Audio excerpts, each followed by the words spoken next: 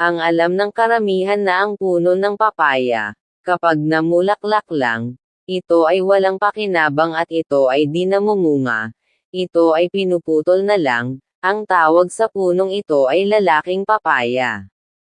Ngunit ito pala ay may maraming benepisyo sa ating kalusugan. Ito ay ginagamit bilang lunas sa iba't ibang karamdaman. Dahil ang bulaklak ng papaya ay sagana sa antioxidant, na makakatulong sa ating katawan.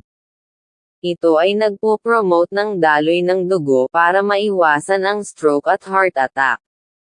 Nagpapababa din ito ng bad cholesterol. Nagagamot din ito ang namamagang trachea. Nakakatulong din itong mapagaling ang bronchitis, ubo at respiratory problems. Ito rin ay maganda sa mga taong hirap matunawan at hirap makadumi. Pwede rin itong kainin sa mga taong may diabetes para mapababa ang blood sugar level.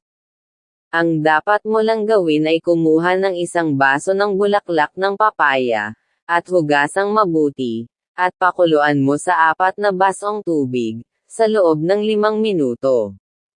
Pagkatapos ay maari na itong inumin na parang tsaa, 2 beses sa isang araw, umaga at sa gabi.